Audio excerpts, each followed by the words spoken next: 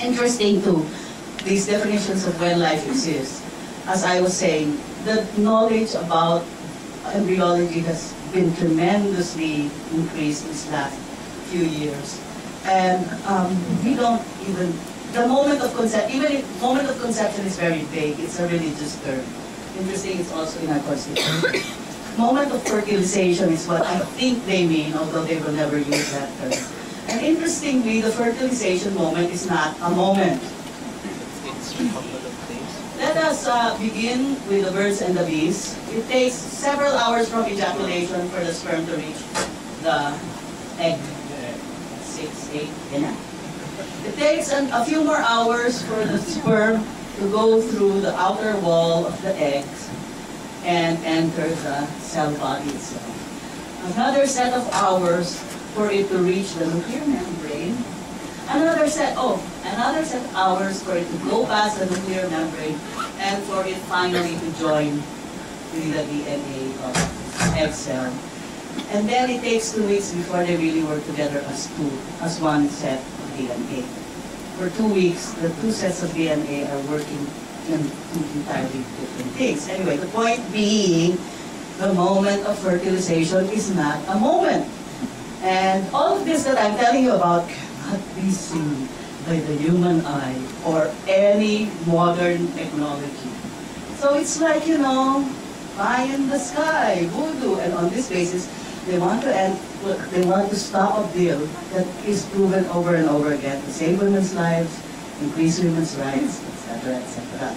So it is true that we need to work on the reproductive health bill talks to us about so much stuff that we need to do in politics and how much free thinking is really related to the kind of people-centered development we need to do for our country to progress. But my final point is also this.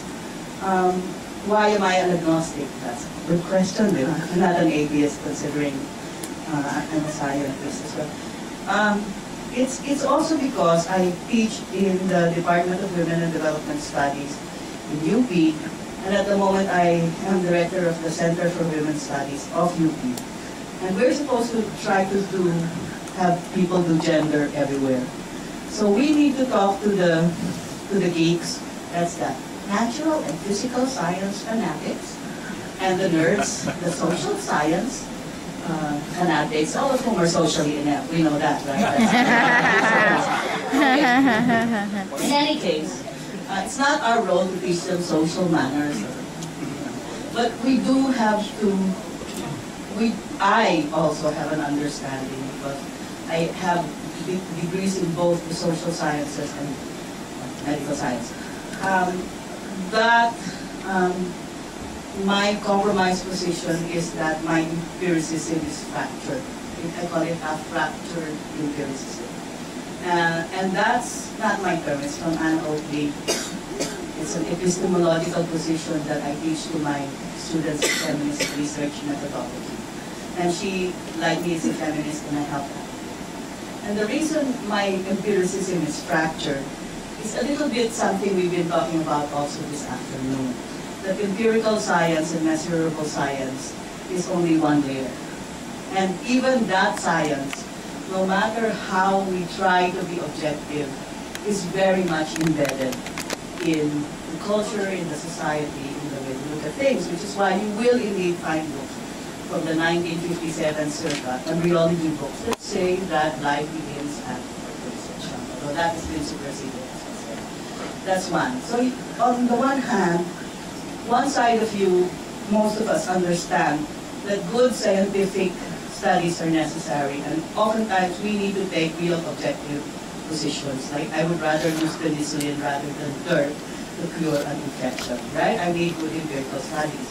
On the other hand, I also, as a feminist and as a nationalist, know how scientific studies have been used to put down women, have been used to put down Filipinos, have been used through the ages to put down oppressed and marginal groups, like the IQs being traditionally skewed against African Americans. The IQ tests were traditionally skewed.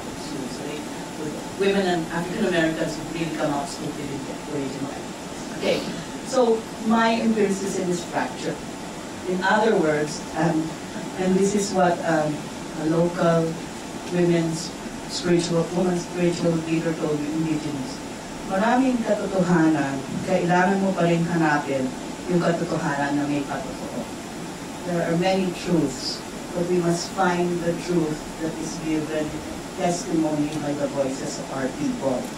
So I also would say that in the social sciences now, especially with the advent of postmodernism, there are no big P's. There is only a small P, and many small P's.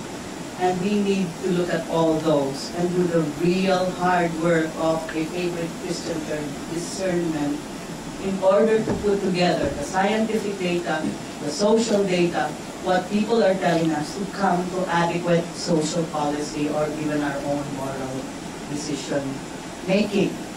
And that's why, even if when I put on my scientific hat, don't think I'm an agnostic, because what science is telling us is that there's now likely a big man with a white beard really caring about whether I do whatever,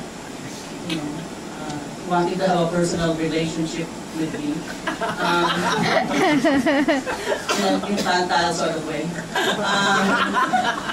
I don't believe that, but on the other hand, I would temper that very hard criticism with the fact that even in a group like this, or perhaps more in a group like this, you will get people who are saying they're humanists because we do hold to certain values that sometimes relates to things outside of ourselves, bigger than ourselves, relates to what the Christians would call, well, what the religious people would call the sacred or the transcendental.